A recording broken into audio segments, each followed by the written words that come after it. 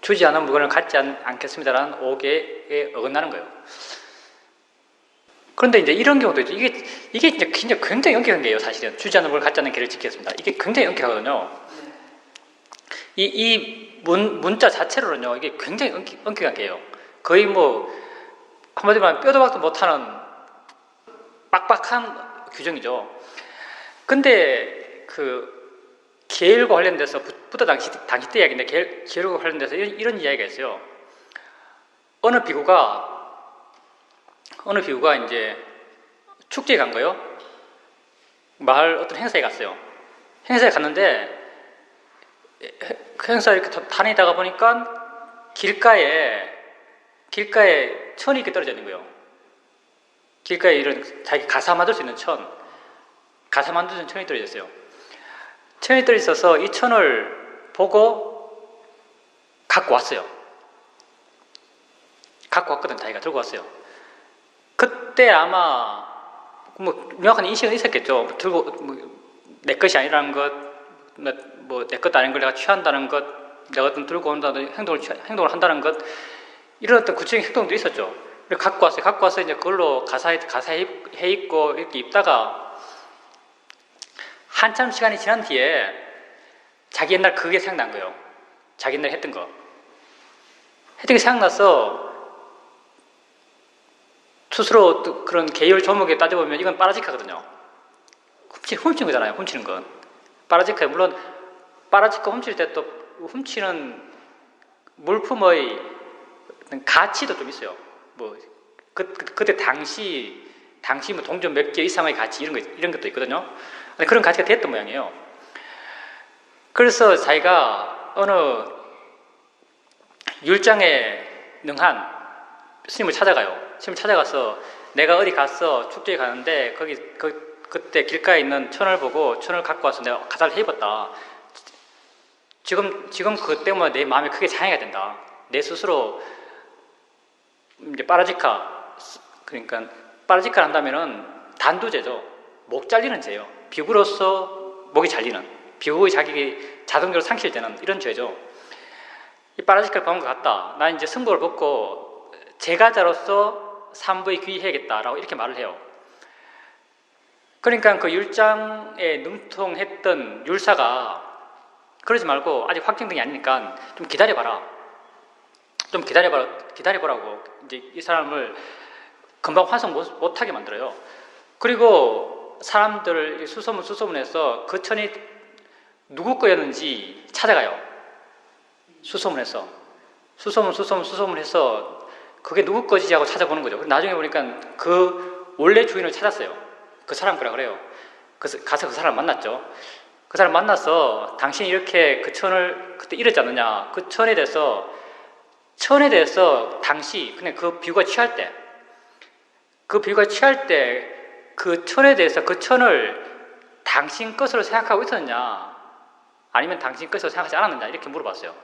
그러니까 원래 그 천의 주인이 자기 자신은 그때 축제 때였고 사람이 워낙 많았었고 그게 자기한테 크게 어떤 가치 있는 자기 아주 아주 중요시하게 생각할 만한 그런 것도 아니었기 때문에 자기가 천을 잃은 그 순간 이건 잃어버렸구나 라고 거기서 완전히 포기하는 마음을 냈다 이렇게 말하거든요. 자기가 그 천이 내 것이다는 그런 마음을 다 버렸다라고 이렇게 말해요. 그 율사한테. 그러니까 그 율사가 원래 훔쳤다고 스스로 자책했던 그 비구한테 와서는 그게 원래 주인이 없는 거였다 이렇게 말하는 거예요. 그 원래 주인이 없는 거였다. 주인이 없는 걸 네가 죽은 거다. 그러니까 너는 빠라지카를 범한 것이 아니다라고 이렇게 말해줘요. 이게 율장도 법률과 똑같거든요. 법률도 보면은 기본적으로 무죄 추정의 원칙이 있잖아요. 기본적으로 무죄를 생각하고 이제 어떤 사건을 진행하잖아요. 율장도 보면 무죄의 가능성을 상정하고 어떤 율사들이 처리를 해요. 그래서 그 비구가 환속하지 않고 계속 비구성을 했다고 하거든요. 이런 비구의 계보다 이게 더 엄격한 거예요, 사실은. 주지 않는 물건을 갖지 않는 걸 지키겠습니다. 그 정도도 비구한테는 큰 문제가 안 되거든요. 비구한테도 그게 문제가 안 됐어요. 근데 그것보다 더 엄격해요. 주지 않는 물건을 갖지 않는 개를 지키겠습니다. 근데 어긴 게 맞아요. 이런 계율을. 정말 주지 않는 물건을 갖지 않는 개를 그렇게 정말 지킨다면 이런 어떤 물건을 취함으로써 내 것 아닌 물건을 취하면서 생길 수 있는 그런 사회적 문제점을 거의 원천적으로 봉쇄되는 거죠. 이렇게 할 수 있다면. 그리고 또 이제 이렇게 5개를 범했어요. 여러분도 많이 범하잖아요. 나도 범하고. 그러면 우리가 또 5개의 무게에 대해서 한 번 더 생각해 봐야 돼요. 5개가 얼마나 무거운가. 5개의 무게는 그리 많이 무겁지 않습니다. 5개는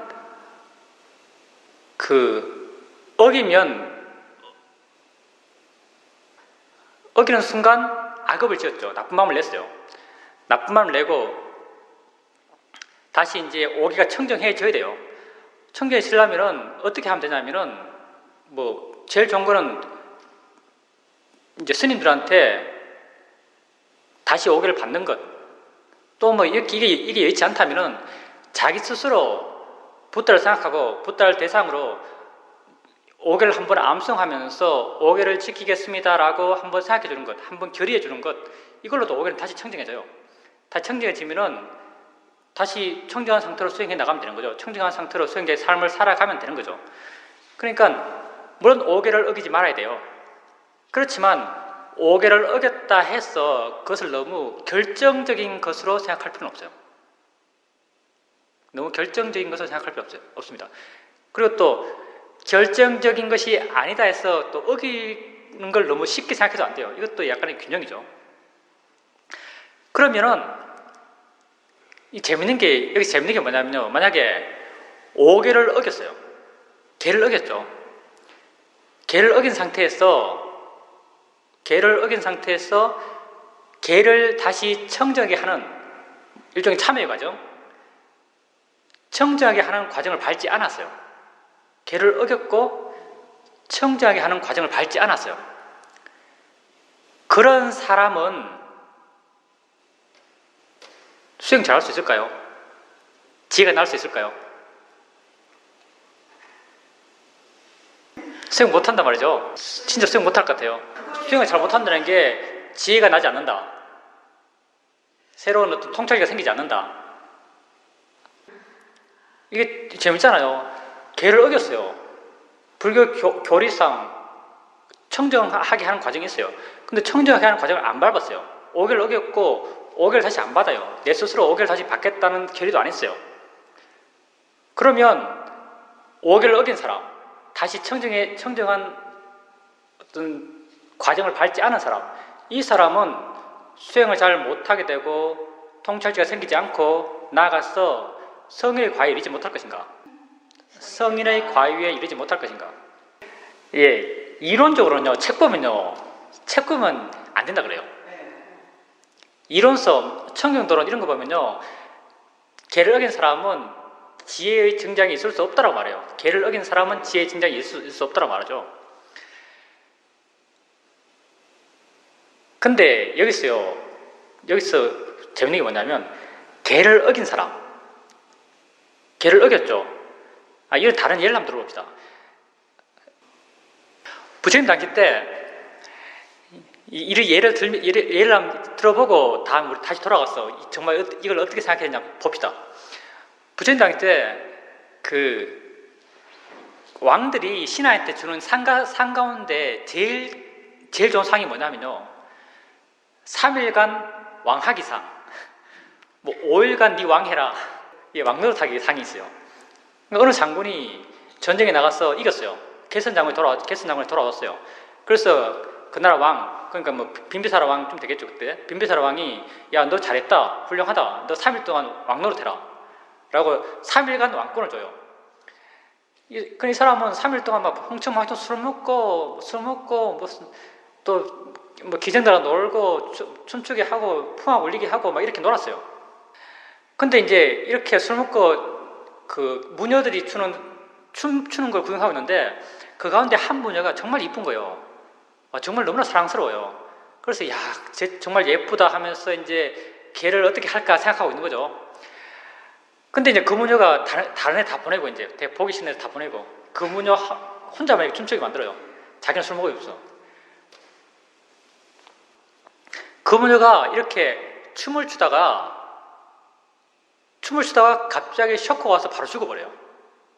이 장군이 왕의 자리에 앉아가지고 술 먹고 있는데 바로 쇼크가 와서 죽어버리거든요. 그 죽는 걸 보고요, 이 장군이 바로 삶의 무상을 느껴서 도화가 이르렀어요. 이게 도화가 가까이 이르는지 아니면 깊은 통쾌를 지가 난지 잘 모르겠어요. 이 두 가지가 하는데 바로 그 무저가 죽는 걸 보면서 깊은 통쾌를 지가 생겼어요. 붓다의 가르침에 맞는 부합하는 그런 통쾌를 지가 생겼죠. 이 장군은요 5개월 전혀 안 지켰어요. 계속 술 먹고 있었어요. 오용날을 계속 즐기고 있었어요. 오용날을 그렇게 즐기고 있다가 그 계기로 바로 어떤 통쾌를 지가 생겼죠. 그리고 이런 이유 가운데 제일 유명한 게 뭐냐면요, 앙굴리말라 이야기죠. 앙굴리말라가 그 아주 똑똑한 제자였죠. 똑똑한 제자였는데 스승이 라이벌러시를 느끼는 거예요.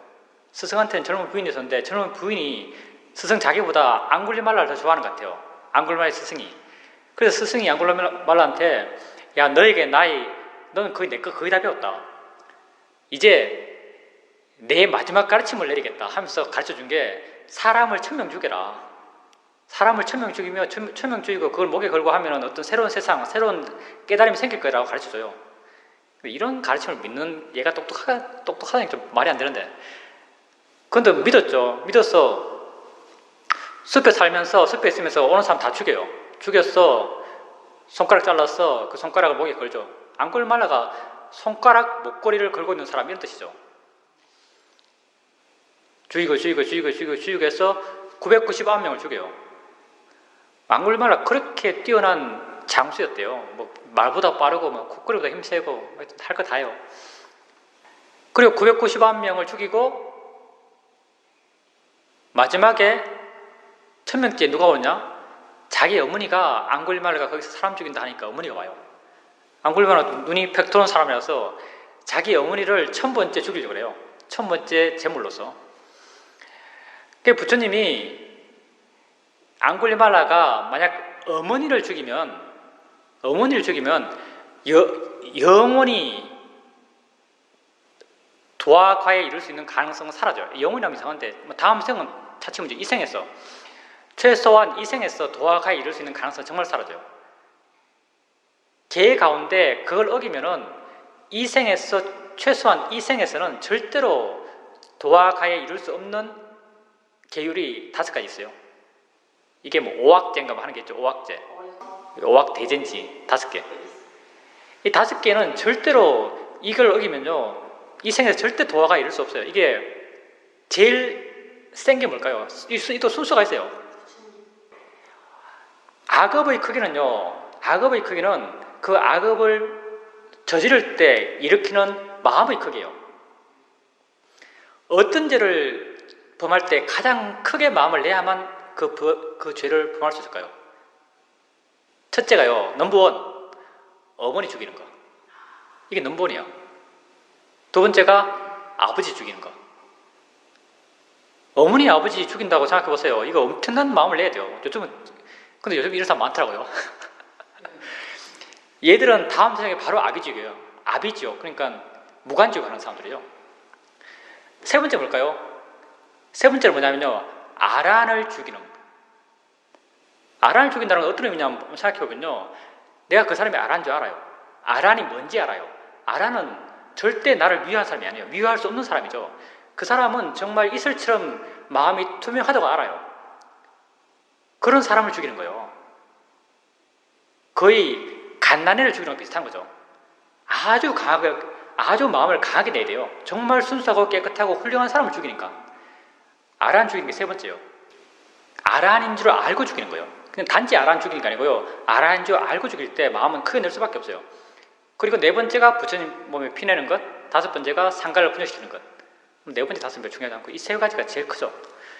그래, 앙굴리말라가 첫 번째로 어머니를 죽이려고 하는 거예요. 그냥 부처님이 천안통으로 아시죠? 앙굴리말라가 어머니를 죽이려고 하는구나. 죽인다면 이 생에서 더 이상 선업의 인연이 없는 거예요. 그래서 부처님 가시잖아요. 가시니까 앙굴리말라가 타켓을 바꾸죠. 부처님으로. 어머니 대신 부처님 죽이겠다고 부처님 따라가요. 앙굴리말라가 말보다 빨라요. 근데 부처님이 축지법 쓰는지 모르겠지만 부처님은 천천히 가는데 앙굴리말라가 부처님과의 거리를 줄일 수가 없는 거예요. 거리를 못 줄여요. 그래서 사무니여 서라 사무니여 서라라고 막 뒤에서 고함을 지르죠. 그러니까 붓다가 하신 말씀이 이거 반어적이죠. 나는 이미 서 있다. 나는 이미 서 있다. 뭐 안 쓰고 있는 것은 바로 너다 이렇게 말하죠. 안 쓰고 있는 건 바로 너다. 앙굴리말라가 그 말 듣고 뭔가 깨우쳐요. 뭔가 통찰지가 생겨요. 이 사람은 어떤 사람이었죠? 살아있는 생명이 아니고요. 살아있는 사람을 999명 죽인 사람이에요. 근데요, 부처님 한마디에 나는 이미 서 있다. 앙굴리말라가 부처님 죽이려고 막 따라가면서요, 부처님한테 사무니여 서라, 사무니여 서라라고 이렇게 부처님에게 말을 해요. 그러니까 부처님이 앙굴리말라한테 붓다는 이미 서 있다. 붓다는 이미 멈춰 있다. 지금 멈추지 못하는 것은 너다라고 해요. 너 앙굴리말라다 이렇게 말하는 거예요. 그 말 듣고 앙굴리말라가 깨쳐요. 뭔가 깨달아요. 통찰지가 생기거든요.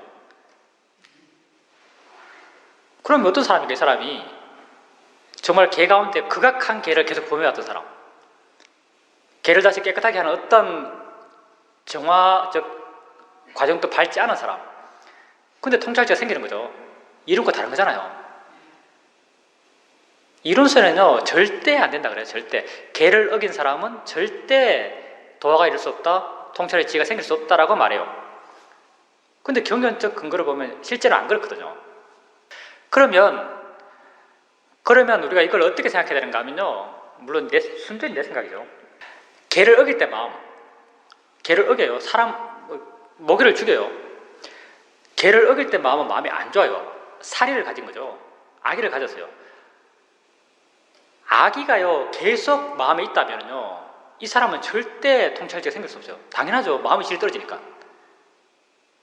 죽이겠다는 이론서는요, 이론서의 전제가 뭐냐면요, 내가 모기를 죽이겠다는 마음을 일으켜서 모기를 죽여요. 그러면요, 이 죽이겠다는 불선의 마음이 그 이후에 계속 있다고 가정해요. 그러니까 죽이겠다는 마음을 계속 있다고 가정하고, 그래서 그런 죽인 어떤 행동을 한 사람은 도화가에 이룰 수 없다, 통찰의 지혜가 생길 수 없다라고 말하는 거죠. 근데 실제는 어떤가? 죽이면 잊어버리잖아요.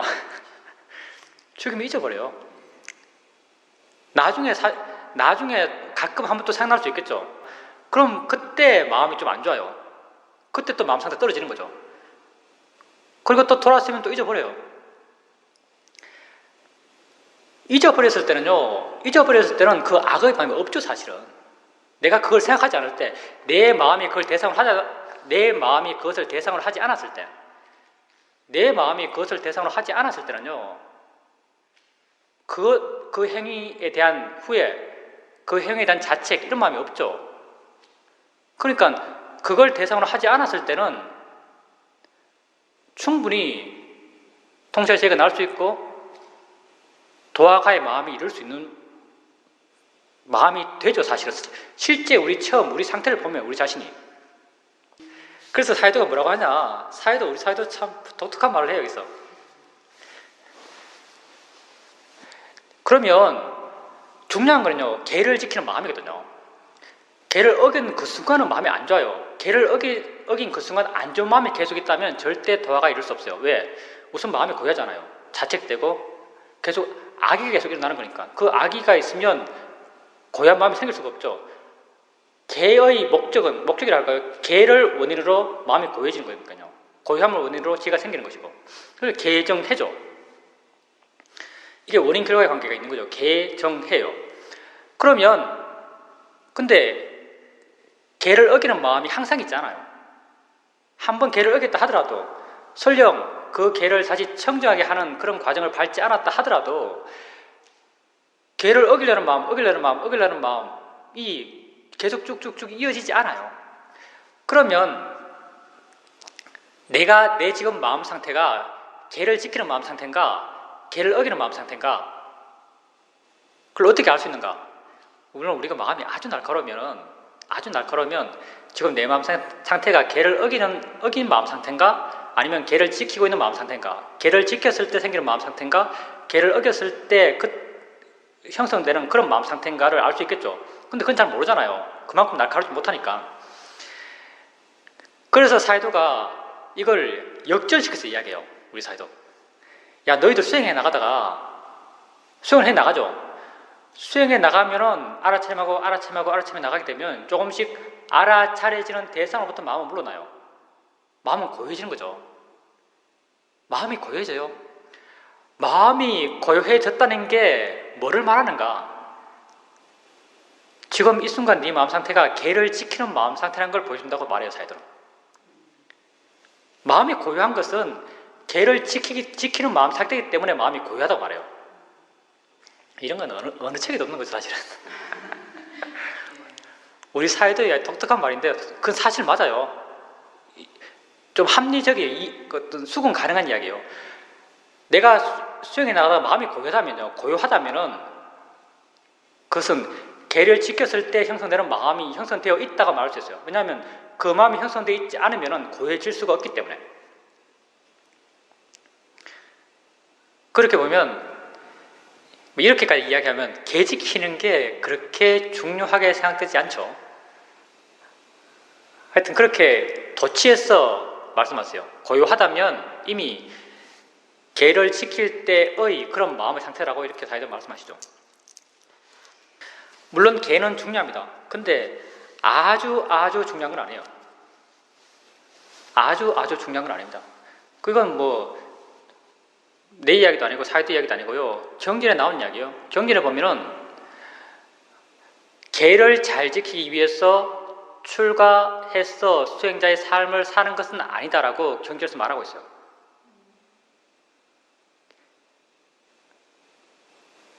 개는 수행하기 위한, 마음이 깨끗해지기 위한 수단적인 거죠. 그렇다 해서 개를 안 지키란 건 아니에요. 개를 지켜야 돼요. 개 안 지키면 수행 못해요, 사실은. 개 가운데 개는 우리의 마음이 깨끗하기 위해서 우리 밖으로 드러나는 우리 삶, 우리의 행동들, 우리의 말들을 통제해 나가는 것, 이게 개예요. 개 가운데 가장 기본적인 개는요, 내가 생각하기에 수행하기 위해서 우리가 지켜야 할 개 가운데 가장 기본적인 개는요, 잘 때 자고 일어날 때 일어나고 먹을 때 먹고 쉴 때 쉬고 이런 개 같아요. 개 종목에는 없지만 이게 가장 중요한 개 같아요. 우리 삶의 절도를 지키면서 살아가는 것, 이게 가장 중요한 개 같습니다. 생활의 개. 이게 기본적으로 돼야 수행을 해 나갈 수가 있는 거죠. 개금치견 한문이 뭔지 모르겠어요. 개금치견. 인도는 별별 수행자가 다 있죠. 고행하는 사람도 많고, 부처님장치 때 고행하는 사람 가운데 개 흉내 내는 사람, 소 흉내 내는 사람이 있었어요. 개 흉내 내서 개 흉내를 통해서 깨달음을 얻겠다, 마음을 청정히 하겠다고 말하면서 하는 사람이 있고, 뭐 소나 닭 같은 걸 흉내내면서 뭐 꼭 끼어 그러고 뭐 두 발로 걷고 뭐 머리 먹을 때 뭐 입에 가서 손을 안 주워 먹고 입으로 먹고 이렇게 흉내내면서 그걸 통해서 마음이 청정해지고 도화가 이르겠다고 하는 수행자가 있었어요. 그런 견해를 갖고 있는 사람을 개금치견이라고 말해요. 근데 그것도 좀 확대해 보면, 좀 보편성 있게 말하면은 밖으로 드러나는 행위 그 자체가 가치 있어서 이 행위가 나를 깨끗하게 하고 내 마음 청정하게 하고 어떤 도화가 이르게 해줄 것이다라는 믿음, 이 믿음이 개금치견이죠. 그럼 개도 보면요, 개도 저는 사실 이것도 개금치기는 생각해요. 개를 잘 지키면은 개를 잘 지킨다 할 때 개를 지키는 게 두 가지가 있는 거죠. 개를 지키려는 마음, 개를 지키려는 마음을 계속 일으키는 것, 이건 청정해져요. 근데 개를 지키는 행위 자체를 목적시하고 개를 지키는 행위 그 자체가 나를 청정하게 할 것이라는 믿음이 있다면은 난 그건 개금치경과 같다고 생각해요. 내 생각인데요. 미얀마 있을 때 스님들하고 이런 이야기 하다가 내가 이런 그것도 개금치경이다 하니까 다른 사람들은 엄청 반발했어요. 개 지키는 게 어떻게 개금치경이 될 수 있냐고 하면서, 그건 이제 마음과 행위를 좀 떼어놔서 안 봤기 때문에 그런 말을 하는 거죠. 사실은 행위 그 자체에 의미 있다, 행위 그 자체가 나를 청정하게 한다라고 믿는다면 그건 개금치견이라고 할 수 있습니다. 근데 개를 아주 철저하게 지키는 분들은 대충 다 개에 많이 얽매여 있어요. 그것도 참, 그러니까 개를 지킨다는 게 물론 내가 아는 사람이 제한적이죠. 개를 지키면서 개를 지킨다는 자기 확인, 자기 자의식이 계속 일어나요. 나는 개를 지킨다. 이건 사실 그렇게 바라지 않은 것 같거든요. 나를 강화시켜 나가요. 나는 개를 지키는 사람, 나는 개를 지키는 스님, 나는 잘 사는 스님. 개를 정말 현대 사회에서 지키기 힘든 개를 지키는 사람이 있어요. 밖에 나갈 때 신발 안 신는 사람들. 밖에 나갈 때마다 밖에 나가 신발 신으면요 파괴요. 비구는 밖에서 신발 신을 수 없어요. 절에서는 신발 신을 수 있어요. 이거 웃기죠? 절에서는 신발을 신을 수 있는데 밖에서는 신발을 못 신어요. 그래서 밖에 나갈 때 신발 안 신고 다니는 사람 있죠? 그렇게 철저하게 개를 지키려고 애쓰는 사람, 물론 뭐 한 측면 아주 훌륭해요. 근데 그렇게 개를 철저히 지키는 분들을 옆에서 보게 되면 항상 대부분이요, 나는 개를 지킨다라는 자기 가치, 자기에게 부여한 자기 가치, 이런 걸 갖고 살아요.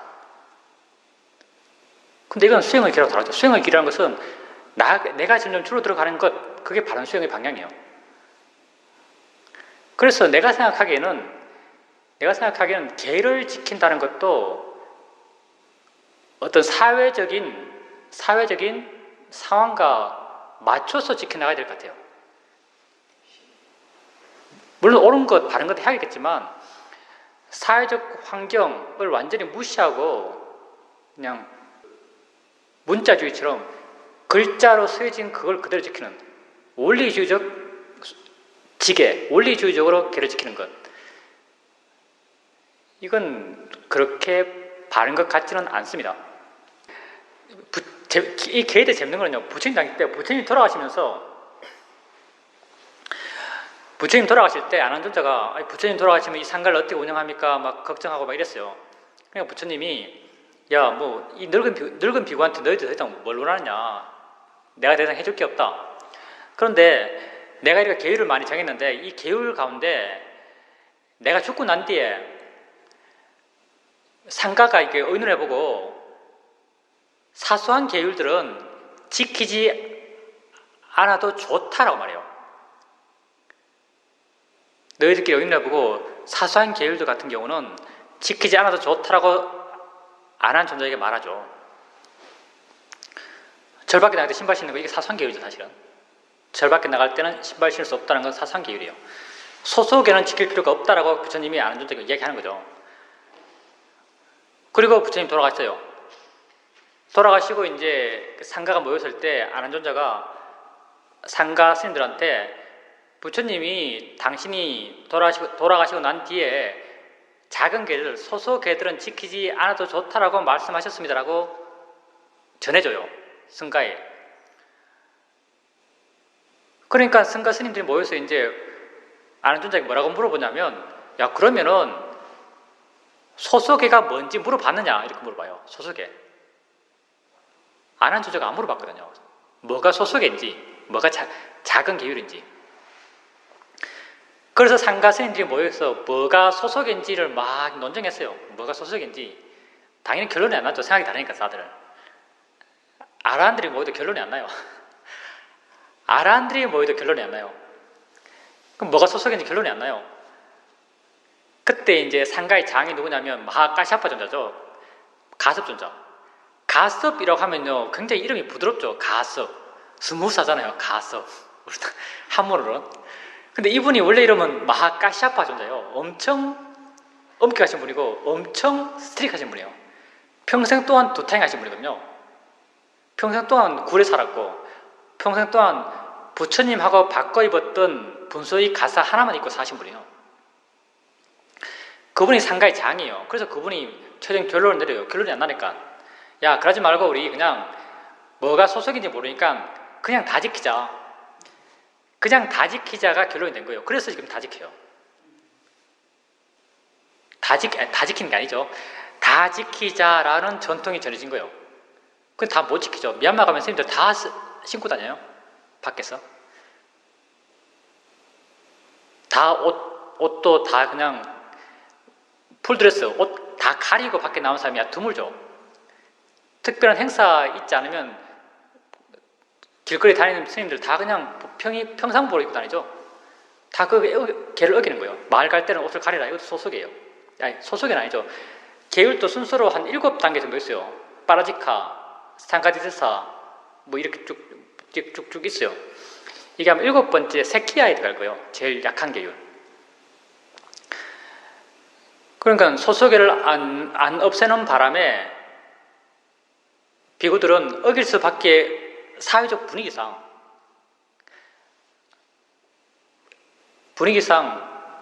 어길 수밖에 없는 상황에 살고 있는 것이고 그 사회적 상황을 무시하고 지키겠다라고 마음 내는 사람들, 상관에서 훌륭한 사람들이에요.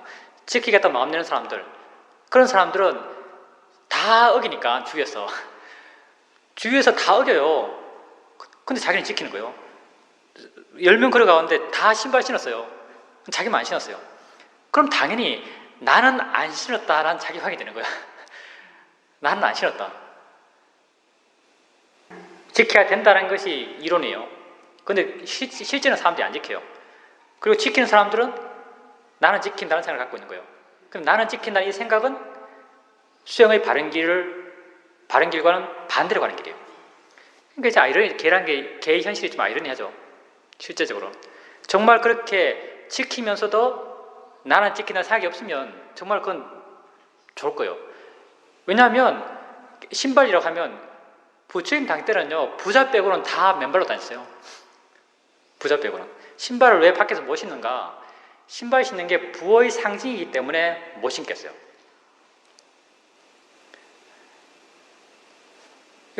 스님들, 미얀마 스님들 시계 못 차요. 예, 부의 상징이요. 3만 원짜리 시계도 못 차요. 부의 상징이라 시계를 못 차는 거죠. 그 시계를 이렇게 걸고 다니죠, 스님들. 이 시계를 걸고 다녀요. 같은 시계인데 차는 거가 거는 게 뭐가 다른지. 그러면서 300만 원짜리 핸드폰을 끼고 다녀요. 내 있을 때 미얀마에서 핸드폰이 300만 원이거든요. 요즘은 통일사가 생기고 회선의 가치가 뚝 떨어져가지고 우리와 비슷해요, 가격이. 근데 그때는 회선이 아주 작은 회선밖에, 이동전화가 몇몇 사람 못 써요. 회선이 작았어. 그래서 그게 프리미엄이 붙어가지고 핸드폰 하나 하려면 그때는 300만 원이었어요. 그러니까 시계 못 차고 하면서도 300만 원짜리 핸드폰을 두고 다녀요. 그러니까 개를 지킨다는 게 현실과, 명무상 있는 개를 지킨다는 게 현실과 너무나 동떨어져 있는 건 많죠. 지키면 또 나는 지킨다는 생각을 갖고 나는 안 한다. 그게 자의식의 강화죠. 개를 지킨다는 게 그런 약간 반대급부적인 게 존재해요. 그러니까 우리 사회도의 가르침을 따르면요, 개는 중요하지만 아주 중요한 건 아닙니다. 설령 개를 어겼다 하더라도 어긴 건 잘못한 거예요. 그 업은 감당해야 돼요. 그렇지만 거기에 대해서 너무 미련두고 다시 생각하고 다시 후회하고 다시 자책하고 이럴 것까지는 없다는 거죠. 수행하면 돼요. 수행해서 마음이 좋아지면 그건 개를 지켰을 때 마음이 돼요. 마음 상태가 중요한 거니까 행위가 중요한 게 아니고. 마음이 고요해지면은 그건 계를 지켰을 때의 조건이 되었기 때문에 고요해진 거예요. 물론 그 어떤 불교 내적 관습에 가치를 둔다면은 계를 어겼으면 눈 감고 부처님 불상을 생각하고 부처님을 생각하고 5개를 지키겠습니다라고 한번 결의해 주는 그것도 아주 큰 도움이 되죠. 결의해 주게 되면은 스스로 이제 마음에 후회하는 마음이 없어지죠. 예, 계란 것은 뭐 좋은 마음을 향한 훈련인 측면도 있겠지만 나쁜 마음이 생길 수 있는 상황을 사전에 차단시키고 사전에 약화시키는 거죠. 예를 들어서 계란 게 있으면은 뭐 훔칠 수 있는 물건이 있어요. 주인 없는 물건이 뭔가 보여요. 엄청 돈이 막 핸드백이 하나 길거리 있는데 뭐 안에 5만 원짜리 이만큼 있어요. 걔를 받아서 걔를 지켜야 돼라는 마음을 한번 일으킨 사람은 훔치려고 그래도 마음에 걸려요. 더 큰 죄를 안 범할 가능성이 있는 거죠. 근데 이런 게 없는 사람은 더 쉽게 훔치고자 하는 욕망에 굴복하죠. 그게 이제 걔가 더 큰 악업을 짓게 하지 않는 조건을 만들어가는 거죠. 아니, 생명에 대한 존엄성, 이건 뭐 사회적인 문제고요. 우리는 우리 개인 문제를 따지는 거죠. 예를 들어서 모기를 죽여요. 모기를 죽일 때요, 중요한 건 모기를 죽일 때 마음이 어떤가거든요. 모기를 여러분 죽여보잖아요. 죽일 때 자기 마음이 어떤지 한번 보세요. 마음이요, 붕 떠 있고요, 좀 멍하고요, 어떤 에너지, 그냥 공격적인 에너지, 화의 에너지를 따라서 나는 그냥 수동적으로 에너지가 나를 이끌고 가서 그냥 어떤 걸 해요. 이때 마음이요, 모기를 죽이겠다 마음 먹고 죽이는 행동을 해 나갈 때 이때 마음이 아주 안 좋아요. 뭐 자책감이 있고 이건 둘째 문제고요. 죽일 때 마음이 악업이에요. 그리고 죽일 때 마음은요, 그 이후에 내가 그에 대해서 후회하든 후회하지 않든 자책감을 느끼든 느끼지 않든 이건 똑같아요. 죽일 때 마음은 다 안 좋아요. 다 엄청 안 좋은 마음이에요. 엄청 안 좋은 업을 지은 것이고 그 업은 나중에 어떤 결과를 똑같이 갖고 와요. 그게 나중에 뭐 후회되고 후회하지 않고는 이건 둘째 문제고요. 죽일 때 마음이 똑같아요. 예. 그런데 이제 그렇게 이야기하는데 그렇게 이야기해 나가는 그 내용들이요, 뭐 내가 책에서 본 것도 아니고요, 어디 있는 것도 아니고 내가 수행을 해 나가면서 뭐 사회자한테 배우고 내 스스로 알아가고 하면서 내가 이해한 것들이죠. 내가 이해한 것들을 이야기하는 거죠. 그리고 이제 여러분들 같은 경우는 나와 계속 같이 이야기해요. 같이 수행에서 이야기하고 수행에서 고민하고 같이 수행하잖아요. 우리는 어떤 우리 수행에 대해서, 각자의 수행에 대해서 비슷한 언어로서 비슷한 패턴으로 해석해요. 그 내가 하는 말도, 내가 이렇게 수행에서 하는 이 말들이요, 이 말들하고 비슷하게 여러분 수행을 해석해 나가는 거죠. 근데 이제 여러분 수행해 나가면서 여러분 수행에 대해서 이해해 나가고 법에 대해서 이해해 나가지만요, 이게 어떤 구체적인 표현으로 표현 안 될 때가 많아요. 마음의 그런 이해의 잠재력만 커져가는 경우도 많죠. 근데 이렇게 마음에 자기 수행해 나가면서 어떤 이해의 잠재력이 커져가는 사람의 경우요, 내가 이렇게 어떤 수행적 경험이나 수행하는 것에 대해서 언어로서 표현해서 말을 해주면요, 그게 그 사람에게 그렇구나라고 이해할 수 있는 조건이 돼요. 그렇구나라고 이해할 수 있는 조건이 되는 거죠. 그래서 내가 기대하는 바는 뭐냐면은, 내가 이렇게 말을 하게 되면 전반적인 수행에 대해서 이렇게 쭉 이야기하면은 수행을 꾸준하게 하고 마음에 준비된 사람 같은 경우는요, 뭔가 내 말에 대해서 듣는 걸로도 더 관심이 생겨나고, 그리고 그렇다라는 자기 확인이 되고, 그리고 동의의 마음이 생겨나고, 그리고 그 말의 내용을 따라서 자기를 봤을 때 그렇게 어떤 작용하고 있는 그렇게 알미 일어나고 있는 자기에 대해서 관심이 생겨나고 이런 마음이 생겨날 걸로 기대해요. 이런 마음들이 다 지혜거든요. 그래서 내가 하는 기초수행 법문이 다른 사람에게 지혜가 날 수 있는 조건이 될 수 있기 때문에 똑같은 내용이지만 그걸 듣는 사람은요 같은 말을 듣고 다른 걸 느껴요. 그러니까 우리가 사회도 법문집을 계속 읽어도 한 번 읽고 두 번 읽고 좀 익숙해지면 안 읽는 게 아니고 또 읽고 또 읽고 또 읽고 하는 것은요 같은 내용이더라도 다음에 읽으면 또 새로운 느낌이 생기니까 뭔가 또 새로운 마음의 느낌이 생겨나기 때문에 또 읽어요. 그 새로운 마음의 느낌이 뭐냐면 더 깊은 지혜거든요. 제가 이렇게 기초수행법을 반복적으로 하는 것은 그런 이유죠.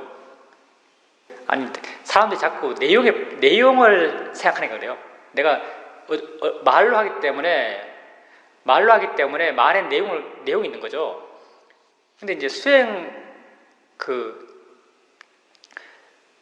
내용에 너무 신경 쓰게 되면은 기초수행법을 하는 시간 동안 수행하는 것은 둔해지죠. 수행하는 것은 그렇게 날카롭지 못하게 되는 거죠. 그 소리를 어떤 내용적으로 내가 하는 어떤 말의 내용으로 듣지 말고 실제 있는 소리는 자기에게 들리는 소리죠.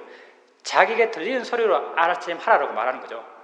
사람들이 내용에 많이 빠져서 그 기초수행법을 듣기 때문에 내용이 빠지지 말고 내용은 내가 빠지지 않으려고 해도 마음이 스스로 알아요. 어떤 내용인지. 자기는 단지 듣는 사람들은 단지 수행하십시오라는 의미에서 그런 말을 하는 겁니다. 그거하고 어리석음하고는 크게 상관이 없다고 생각됩니다. 근데 마음이 그걸 대상으로 하지 않았을 뿐이죠. 우리가 몰랐다 해서 물론 사람들은 그걸 두 개를 연관시키기도 해요. 뭐 알아차림 한다면서 그걸 잊어버리냐, 알아차림 한다면서 어디 놔둔 걸 잊어버리냐 이렇게 말하는데 알아차림 하는 것이랑 수행하는 것이랑 기억 잘하는 것이랑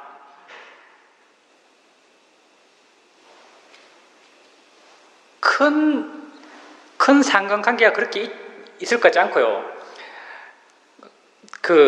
알아차림 하게 되면은 어떤 사람이 그걸 기억이라고 생각할 수 있을 건데 어떤 게 있냐면 알아차림 하게 되면은 뭐 안경을 벗으면 안경을 놓을 때 여기 놓는다고 알아요. 여기 놓는다고 알기 때문에 다음에 찾을 때 여기 있다고 알아요. 이럴 때 이건 일종의 안경을 놓을 때 여기 있다고 알았기 때문에 다음에 그걸 찾을 때 쉽게 찾아요. 이런 것은 그 기억이라는 부분이 수행과 좀 관련이 있겠죠. 근데 이제 뒤를 걸을 때 뭐 화단은 그냥 일상의 삶을 살 때 그냥 거기 화단이 있는 거잖아요. 뒤로 걸으면서 내가 어디 있다, 어느 정도에 있다, 지금 속도로 어디 가면 어디 닿는다 이런 건 고려 안 하잖아요. 그냥 걸으면서 알기만 하죠. 그때 화단의 위치를 생각하지 못한 것, 이건 어리석음하고는 이 안경 놓을 때 알아차림하고 다음 찾을 때 찾을 수 있는 것하고는 좀 다른 것 같아요.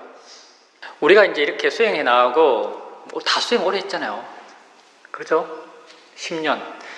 내 수행은 2008년도부터 시작했으니까 10년 차네. 내 수행은 시험일 수행하면서 수행 시작한 거예요. 시험일 수행 이전에는 수행이 뭔지 몰랐기 때문에 나는 2008년도부터 수행한 거예요. 그래서 내 아이디 보면 맨날 뒤에 2008 들어가요. 2008.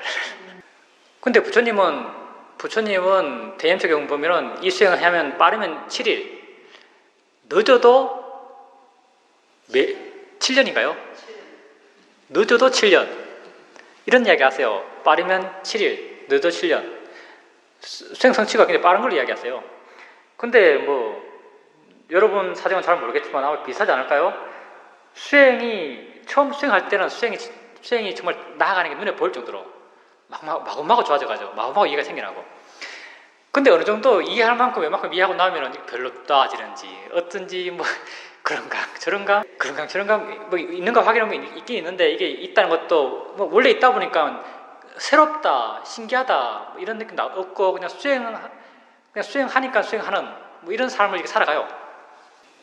그러면 이렇게 생각해보면 우리의 바람일이 어떤가, 우리 자신이 스스로를 봤을 때 우리 바람일을 어떻게 봐야 되는가. 그러니까 좀 다른 측면을 보면은 우리가 수영을 바라볼 때 어떤 시각으로 봐야 되는가 이걸 한번 고민해 볼 필요가 있죠. 바람일, 우리 바람일 별로 안 뛰어나요. 이런 바람일 갖고 바른 정법을 만나는 것만 해도 사실 대단한 거예요. 내 생각에는 우리 바람일 갖고 정법을 만난 것만 해도 정말 대단해요. 바른 수영의 법을 만난 것만 해도 대단한 거죠. 우리 바람일이 별로 뛰어나지 않다는 것은 우리 뭐 개별적 각자의 능력은 모르겠어요. 근데 부처님 당시 때부터 전개되어 왔던 사람들의 성향들, 사람들의 바람일을 보면요, 현대 살고 있는 우리 바람은 참 낮구나라고 알 수 있어요. 부처님 당시 때요, 부처님이 성도하시죠? 성도하시고 맨 처음 이 법을 설할까 말까 고민하세요. 왜냐하면 이 법이 너무 어려웠어. 어렵잖아 사실요. 뭐 어떤 면은 쉽지만 정말 좀 깊이 들어가게 되면 참 어렵다는 생각이 들어요. 깊이 들어가면 참 어려운 법이에요. 그래서 부처님께서 이 법을 설할까 말까를 고민하시죠.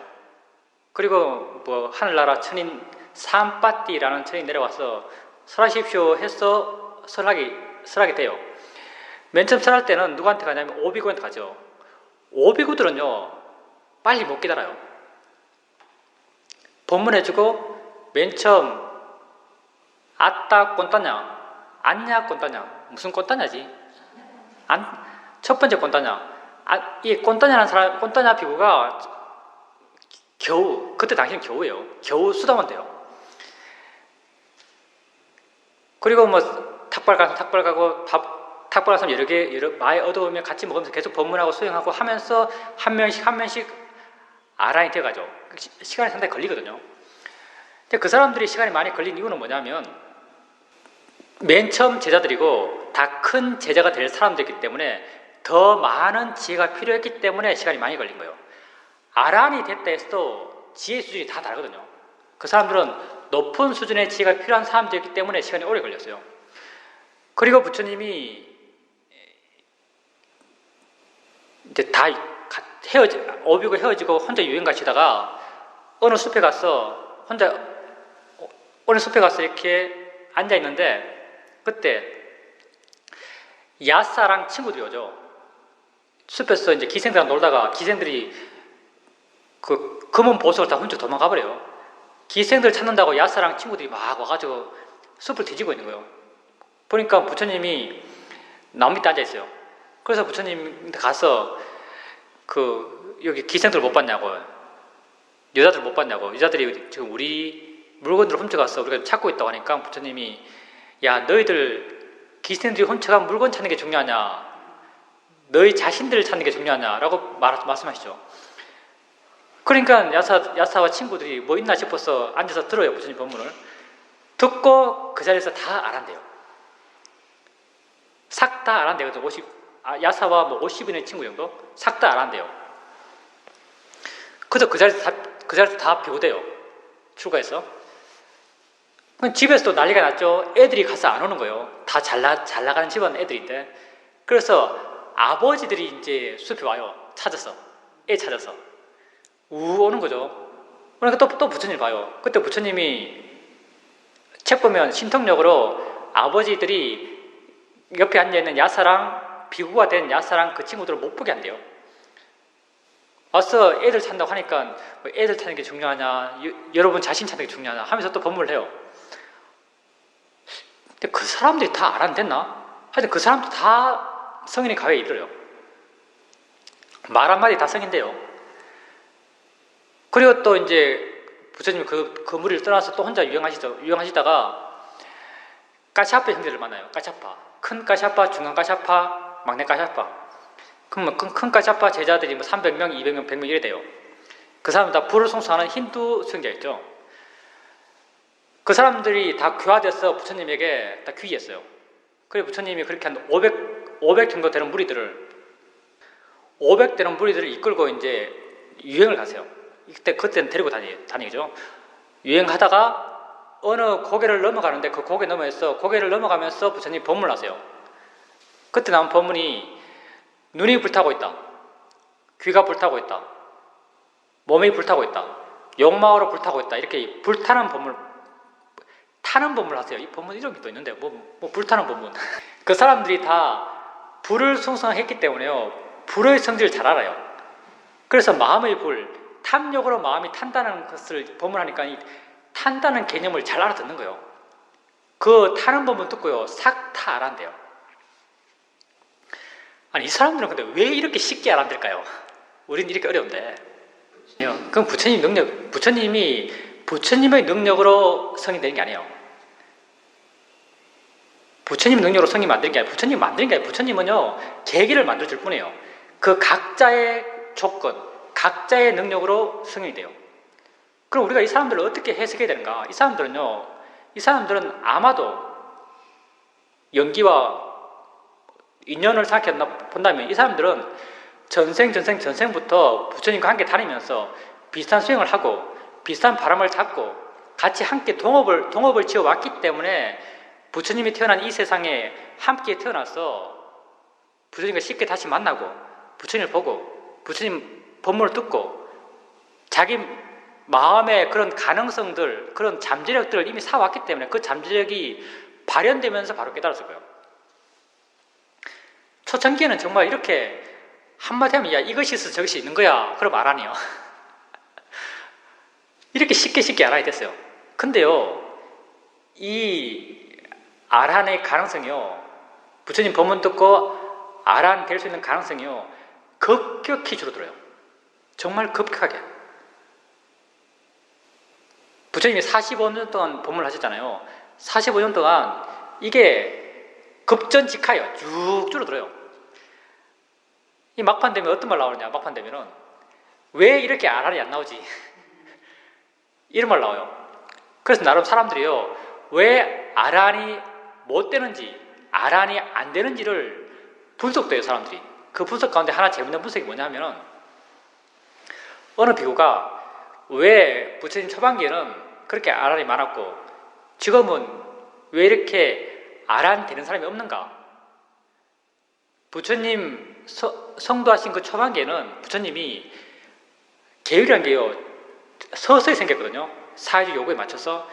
부처님 성도 당시에는 계율이 몇 개 없었다. 그래서 아란이 많았다. 계율이란 게요, 한꺼번에 다 생긴 게 아니에요. 45년 동안 서서히 생겨갔거든요. 그러니까 지금 한번 봐라. 지금은 계율이 227개 있다. 근데 아란이 없다. 아란이 없는 이유는 계율 때문이다. 그래서 계율을 없애야 된다. 이런 주장이 있을 정도로요, 아란은 줄어요. 그리고 부처님이 상가의 타락상을 부처님이 말씀하시거든요.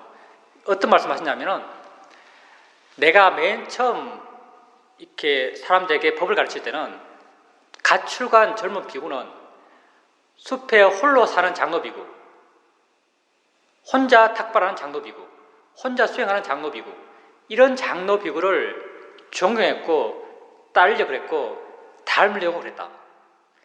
근데 지금 한 40년 지나서 40년 다 돼갈 때 지금 출가한 젊은 비구들은 제자가 많은 장로비구, 자기들이 큰 절을 갖고 있는 장로비구, 사회적으로 영향력을 많이 갖고 있는, 큰 영향력을 갖고 있는 제가자를 신도로 갖고 있는 장로비구를 존경하고 따르고 닮으려고 그런다.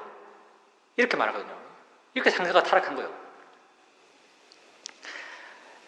그리고 가끔 부처님이 당신이 피곤하고 하면 당신 제자들에게 법문하라고 하죠. 부처님이 한 번은 까샤파 존자한테, 까샤파요, 저 젊은 비구들한테 법문을 해줘라라고 부처님이 말씀하세요. 까샤파 존자가 한 3번 정도요, 부처님의 법문 요청을 거절해요. 법문 요청을 거절해요. 재밌죠?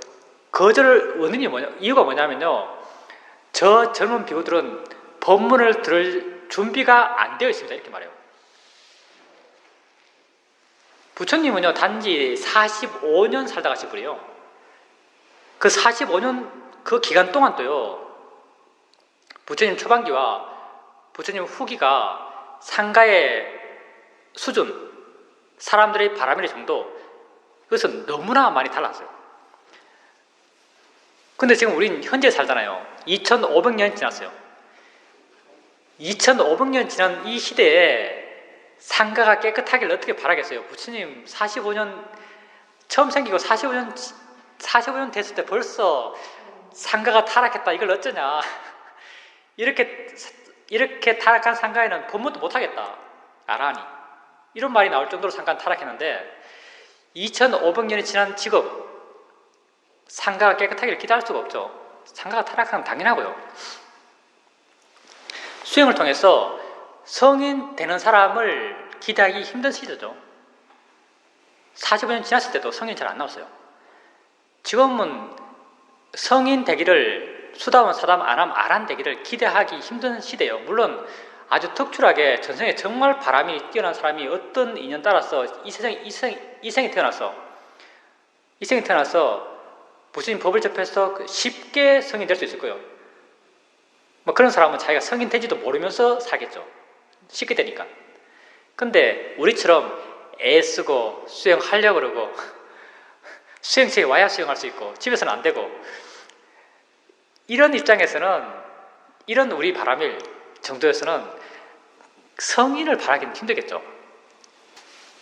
그래서 우리가 이 정도 수행하는 것에 대해서 당연하다고 생각해야 되고요. 이렇게 이 시대 거의 타락한 시대. 정말 시대는 타락했어요. 이거 타락 정도로 한번 생각해보면요. 부처님 당시 때 우리 집이 이렇게 있어요. 집이 욕심의 정도로 한번 따져봅시다.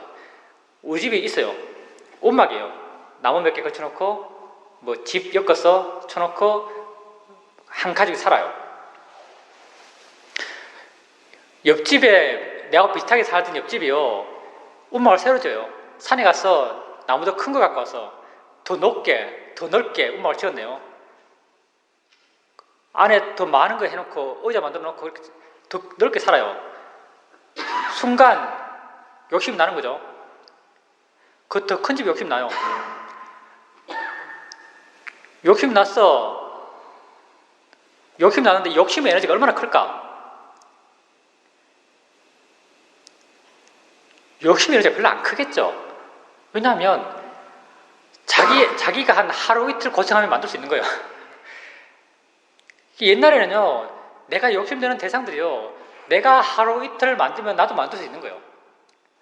나도 좀 고생스럽지만 산에 가서 큰 나무 베가지고 집 좀 갈대 같은 거 많이 엮어서 그냥 하면 똑같이 만들 수 있어요. 근데 요즘은 어떨까? 이 시대에 내가 지금 20평 아파트 살아요. 내 친구가 50평 아파트로 옮겨갔네, 이사 갔네. 나도 50평 아파트로 가야지. 이 에너지가 얼마나 클까요? 에너지는요, 그걸 얻기 위해서 투입해야 될 노력과 비례하는 것 같아요. 욕심의 에너지는 그것을 얻기 위해서 투입해야 될 노력이 크면 클수록 욕심이 강한 것 같아요. 그 50평 아파트에서 갖고 있는 욕심의 에너지가 얼마나 클까? 비교 불가능이죠. 굉장한 욕심이 일어날 거예요. 그가 파생해서 다른 안 좋은 마음들이 굉장히 많이 따라서 일어날 것이고, 부처님 당시와 현재는 비교할 수 없을 만큼 현재가 타락의 시대죠. 그래서 우리가 이 시대에 태어난 우리가 이렇게 바른 법을 만나고, 정말 바르잖아요. 우리가 뭐 책에 나오는 아주 좋아진 상태, 뭐 성인, 과위 이런 거하고는 조금 거리가 있어 보이지만 수행을 해나가고 마음이 좋아져 간다는 건 우리가 스스로 알죠. 내 마음이 좋아져 간다는 것, 내 마음에 지혜가 있다는 것, 욕심과 화가 줄어들어 간다는 것, 내게 알아지는 것을 알아가면서 함께 반응해 나가는 욕심의 마음과 화의 마음의 이런 남들이 약해져 간다는 것, 이건 눈에 알 수 있어요. 이렇게 욕심과 화의 마음이 줄어들어가는 수행이다라고 한다면 그건 바른 수행이에요. 붓다가 말하면 바른 수행이죠. 우리가 우리 수행을 바라본다면 우리가 바른 수행을 하고 있는 건 분명해요. 이 타락한 시대에 우리가 이렇게 바른 수행을 만났고, 그리고 그런 바른 수행을 우리가 이렇게 할 수 있고, 그 삶을 통해서 조금씩 내 마음이 좋아져가고 욕심과 화가 줄어들어 간다면은 우린 그 과정에서 충분히 만족할 수 있다고 생각합니다. 우리 현실에서. 그래서 이 현실에 입각해서 사회도가 성인들란 말 안 하죠. 우리 사회도 성인들란 말 안 해요. 현실적인 사실, 성인들란 말 안 하죠. 수영하는 그 자체가 수영의 목적이라고 말하죠. 열심히 수영하는 것, 끊임없이 수영하는 것이 정말 수영을 잘하는 것이다라고 말하죠. 이런 지혜가 났다고 하는 이런 지혜는 어떤 내용을 갖고 있잖아요. 뭐 소리 들리는 게 대상으로 알았다. 대상을 아니까 마음이 물러났더라. 이런 내용들일 텐데, 지혜에서 내용은 다양하지가 않아요. 지혜는 다양한 내용을 갖고 있는 게 아니죠. 지혜는요, 끊임없는 다양한 깊이를 갖고 있는 거예요. 보살님이 할 수 있는 만큼 꾸준하게, 할 수 있는 만큼 그렇게 수행을 해오셨다면요, 옛날에 미얀마에서 생겨났던 그런 지혜들은요, 마음에 이렇게 잠재되어 있었어요. 그리고 보살님이 알든 모르든 이 지혜들은 작용을 해요. 보고 듣고 할 때마다 그것들을 알아차림함과 동시에 이 지혜들은 작용을 해요. 근데 이렇게 수행을 해나가고 마음이 또 좋아지면요, 똑같은 내용, 대상이라고 한다면 똑같은 내용에 대해서 또 새로운 마음이 생겨나요. 새로운 이해가 생겨난 거예요. 이 새로운 이해는요, 옛날에 생겨난 이해와 내용은 같더라도 깊이는 달라요. 깊이가 다르기 때문에 새로운 느낌이 생기는 거예요. 깊이가 같다면은 이 느낌이 그렇게 새롭다, 분명하다 이렇게 느끼지 않을걸요. 깊이가 변화됐기 때문에 새로운 느낌이 생기는 거죠. 그리고 또 다음에 우리가 계속 수행해 나간다면 이 깊이는 더 깊어질 것이고 또 새로운 느낌이 생길 거예요. 그렇게 지속적으로 조금씩 더 깊이 이해하고 조금씩 더 깊이 이해하고 조금씩 더 깊이 이해하고 이런 수행적 과정을 밟아 나가겠죠. 그 지혜라는 것을 개량화시키기 굉장히 힘들고요. 그때는 그런 지혜가 거의 최초로 생겼을 때거든요. 거의 최초로 생겼을 때죠. 그런 지혜가. 그리고 최초로 그런 지혜가 생겼을 때, 그 지혜가 일어났을 때 그 지혜가 주는 마음의 변화가 명확해요. 마음이 확 변한다는 느낌이 들어요. 이런 변화들이 지혜가 생기는 느낌도 급격하고 이 지혜의 영향도 급격해요. 그래서 우리가 그 지혜에 대해서 갖고 있는 이미지가요, 강하다, 깊다라는 이미지를 갖고 있어요. 근데 이 지혜가요, 점점 내재화되죠. 자꾸 반복적으로 알고 하면 내재화돼요. 내재화되면은 없던 지혜가 생겨날 때는 아주 급격하죠. 근데 있는 지혜가 작용할 때는요, 이 작용은요, 그렇게 강렬하지 않아요. 일명 밋밋해요. 그리고 이 지혜로 인해서 이 지혜가 스스로 자연스럽게 작용해 나가기 때문에요, 이 지혜가 만들어내는 마음의 수준도요, 떨어져 있다가 이렇게 확 올라가는 게 아니고요, 일정 수준을 안 떨어지게 만들어요. 일정 수준 이렇게 유지시켜 주는 거예요. 그렇기 때문에 마음의 변화도요, 그렇게 급격하지가 않아요. 이렇게 지금 현재는 그런 이해가 기본적으로 많이 내재되어 있기 때문에요, 내재된 그런 지혜가 내 마음을 변화시켜 나가는 그 변화의 정도는 굉장히 약하죠. 이렇게 변화가 그렇게 심하지 않기 때문에요, 옛날 그렇게 변화가 심했을 때, 지혜가 줬던 영향이 강했을 때를 생각해보면, 지혜가 줬던 영향이 강했을 때가 참 지혜가 힘이 좋았다, 더 깊었다라고 생각할 수 있어요. 근데 사실은 안 그래요. 지혜가 더 깊기 때문에요, 지금은 지혜가 뭘 하는지도 모르고 지혜는 뭘 하고 있는 거예요. 내가 지혜가 하는 것도 모르는데 지혜는 스스로 하고 있어요. 이건 지혜가 더 깊기 때문에, 지혜의 힘이 더 좋기 때문에 가능한 거예요. 정말 좋으면요, 있는지도 몰라요. 이거하고 비슷하죠. 우리가 오력의 균형이 맞을 때, 우리가 오력 균형이 맞지 않을 때는요, 좀 지혜롭다, 지혜 있다 하면 지혜를 알고, 마음이 힘이 좋다 하면 노력을 알고, 마음이 좀 고요하네 하면 고요함을 알아요. 좋은 마음들 알죠. 좋은 마음도 있다고 알기 때문에 마음이 좋다고 생각해요. 근데 정말 익숙해 나가다가 점점 마음이 좋아지고 오력의 균형이 맞아지고, 정말 오력의 균형이 맞게 되면은, 사회적 표현은 법이 수행하는 단계, 아는 대상과 마음만이 존재하는, 이렇게 쭉 진행만 되는 이 단계예요. 쭉 진행만 돼요. 쭉 진행만 되는 이런 단계에서는요, 이 마음 상태가 좋다라고 여기지잖아요. 고요하다고 알아지지 않고 지혜롭다고 알아지지 않고 마음이 힘이 좋다고 알아지지 않고 그냥 어떤 진행, 어떤 반응의 과정만 있는 거죠. 근데 사실은 이게 굉장히 좋아요. 마음이 정말 힘이 좋기 때문에, 정말 바르게 힘이 좋기 때문에 힘이 좋다라고 알아지잖아요. 지혜도 마찬가지죠. 지혜도요, 바르게 지가 일어나서 지 작용을 지가 스스로 해나가는, 내게 그렇게 인지도 안 되는 이런 지혜가 정말 힘이 있는 지혜죠. 정말 힘이 있어서 스스로 일어나서 스스로 해나가는 게 그 자신이 힘이 있기 때문에 그렇게 하는 거예요. 정말 힘이 있기 때문에 그렇게 해나가는 것이고, 정말 힘이 있고 바르게 지가 일어나서 자기 작용을 해나가기 때문에 내게 알아지지 않고, 알아진다 해도 그렇게 특별하지 않고, 우리가 안 놓치는 준비를 하는 것은 우리가 알아처럼 해나가고 바른 길을 일으키고, 이게 준비해 가는 거예요. 이렇게 준비해서 준비가 되었을 때, 준비가 되었다는 것은 우리 수행교로 말하면 오력이, 좋은 마음의 힘이 균형을 이룰 때 뭔가 떠올라요. 뭐다라고 알아지는 거죠. 뭐다고 알아지면서 마음이 좀 변하고, 마음 느낌이 변하고, 지혜의 느낌이 생겨나는 거죠. 물어나고 가벼워지고 밝아지고 행복해져요. 마음 느낌 변화가 느껴지고 지혜 있다고 알아지고, 그 순간 이 지혜가 약간 구체성을 가졌을 때, 이제는 어떤 내용의 지혜다, 뭐 대상이라고 이해했다, 자연의 이치라고 이해했다, 뭐 마음이라고 이해했다, 이런 내용을 가져요. 그리고 나서 또 수행해요. 수행해서 눈 뜨고 일어나서 생각해보면 아까 어떤 지혜가 있었는데 어떤 내용이었지? 하면 기억이 없어요. 왜 기억이 없을까요? 우선요, 지혜에 집착하는 마음이 줄어들기 때문에. 지혜에 집착하는 마음이 줄어들었어요. 만약에 미얀마 같으면요, 지혜가 났어요. 지혜가 났어요. 그럼 딱 생각나는 게 뭐냐면, 다음 인터뷰거리다. 다음 인터뷰거리예요. 그러면요, 마음이요, 그 지혜 내용에 집착해서요, 좌선 동안 계속 반복해요. 반복하고 또 인터뷰 상황을 떠올리면서, 인터뷰 때 이렇게 말해야지, 이렇게 말하면 안 돼, 저렇게 말하면 더 의미 있겠다, 저렇게 말하면 더 있어 보인다. 사람을 고민해요. 그러면요, 일어나면 그 지혜의 내용을 잊어버릴 수가 없어요. 무슨 말이냐면요, 보살님이 수행에 나가면서 지혜를 많이 경험하죠. 지혜를 많이 경험하면요, 지혜가 나도요, 지혜 난다는 것이 그렇게 대단하지 않아요.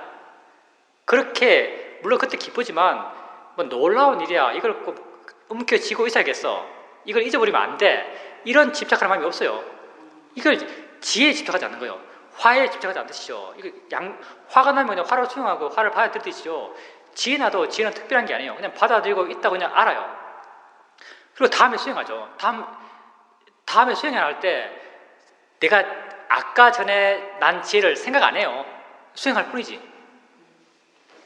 그리고 또 뭐냐면요, 이 지혜가요, 내용이 특별하잖아요. 무슨 말이냐면, 이미 옛날에 많이 이해했던 지혜, 대상이다, 뭐 자인의시다, 마음이다, 뭐 이건 뭐 이런 종류의 지혜들이죠. 지혜의 내용이 특별하잖아요. 이미 익숙한 지혜예요. 그러니까 집착이 없죠.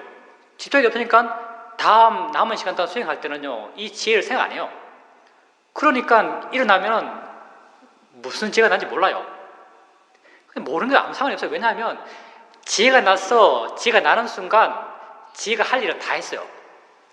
지혜가 일어나서 마음을 좋게 만들고, 그 지혜의 내용대로 그 어떤 마음의 지혜의 잠재력을 남기고, 이런 거 지가 할 일 다 했어요. 이런 건 다 오토매틱으로 마음이 지가 자신의 원인과 결과의 조건 속에 지가 해나가는 거예요. 그걸 내가 이렇게 적어놔 봐야요. 그거 인터뷰할 때 쓰죠. 그 적어놓은 거 읽어도 그 적어놓은 내용은요, 이미 내가 말해라라고 하면요, 100% 똑같이 말할 수 있는 내용이에요. 특별한 내용이 없어요. 왜냐하면 지혜의 내용은 특별하지 않기 때문에. 지혜의 깊이가 특별할 뿐 지혜의 내용은 특별하잖아요. 그렇기 때문에 보살님 집착이 없는 것이고, 나중에 쉽게 잊어버려요. 그건 지혜에 그만큼 능숙해졌기 때문에 자연스럽게 그렇게 되는 거죠. 그러니까 나중에는 나쁜 것에 대해서 집착하지 않지만요, 좋은 것에 대해서도 집착하지 않아요. 집착이 줄어든 거죠. 내게 알아지는 것에 대해서, 지혜도 내게 알아지는 거잖아요. 내게 알아지는 것에 대해서 집착하는 마음이 줄어들기 때문에 잊어버리는 거예요. 함께 독송하겠습니다. 독송할 때는 이 내용을 따라가면서 마음을 한 번씩 일으켜 주시기 바랍니다. 부처님의 가르침을 따르는 저는 이 수행의 선업으로 부처님께 예경 올립니다. 부처님의 가르침을 따르는 저는 이 수행의 선업으로 부처님의 가르침에 예경 올립니다. 부처님의 가르침을 따르는 저는 이 수행의 선업으로 승가에 예경 올립니다. 고귀한 알아차림 수행을 통해서 늙음과 죽음의 고통에서 완전히 벗어나기를 기원합니다. 이 수행의 공덕으로 모든 번뇌가 소멸하는 아라한의 지혜에 속히 이르게 되기를 기원합니다. 이 수행의 공덕이 열반에 이르는 밑거름이 되기를 기원합니다. 이제 이 수행 공덕을 일체의 모든 존재들에게 나누고자 합니다. 나를 보호하는 천인으로부터 31처에 존재하는 모든 중생들에게 이 수행 공덕을 회양합니다.